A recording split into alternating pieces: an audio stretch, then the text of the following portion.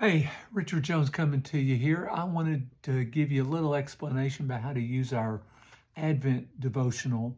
If you got one of these, if you didn't get one Sunday, you can pick one up this Sunday, and there will be a link in this in this email also that'll give you a location where you can view the content online instead of getting a paper copy or until you get your paper copy. So the way the Advent devotional is set up, by the way, the theme is, what do you fear? Insisting on hope this Advent, overcoming any fear we may have, whether it's global issues or personal issues, overcoming our fear and having that Advent hope. Well, each week is set up, well, the way the Advent devotional is set up, it's set up in weeks versus as in a entry for each day. So in other words, there's content for week 1, content for week 2, content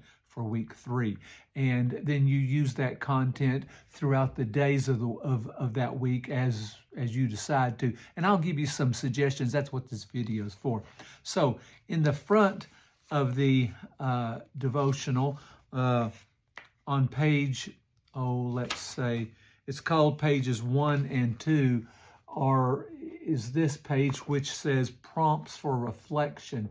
And there's a different question or a prompt to think about for each week that goes along with the theme. For example, we're in Advent week 1, and the prompt is this. Well, the theme was, in the time of Herod, we long for God to break in. And that's what we preached on Sunday. And the prompt is this: as you enter the Advent season, what deep longings do you hold? Offer these yearnings and desires to God and trust that God hears and holds each one. So this is something you can pray through. You could get out a notebook and journal about it. So there's one of those you can use each week.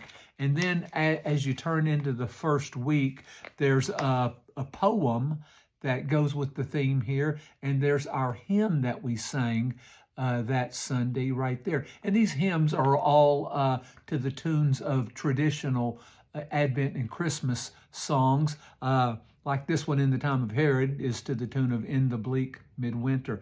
And you can read through these and think about how these express how the artists decided to use these words in the poem and in the song to express the theme for that week. How well do you think it expresses the theme? Is there maybe a way they said it that you thought, man, that's really a good way of saying that, and you want to hold on to that thought? Maybe you want to think through how they resonate with your experience. So one day you could look at the poem, one day you could look at the song, or you could do them both on one day. Then there is, after that, a scripture reflection. And this is the major piece. And you can read the scriptures for this week. And yes, staying with the same 2 scriptures for a whole week, yeah, that's probably a good idea. Read the scripture, read the reflection, underline it, mark it, think through it, pray through it. You could do that for another day. Then there's some artwork here, and there's another, this goes with the gospel reading, and then there's another piece of artwork here, one page over, it goes with the Old Testament reading. You could take time to look at those and ask yourself, what do you see there? How do you think that art captures the intent of the passage? But there's also a reflection written about the gospel reading here, another one, and then a reflection here about the Old Testament reading. So you could read through these, meditate on them, and there's plenty of room at the bottom for notes. How does this speak to your life? And so I encourage you to take the content, split it up.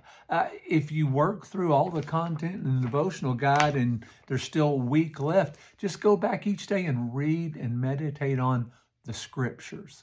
So that's just some ideas on how to use the devotional for Advent this year at St. James.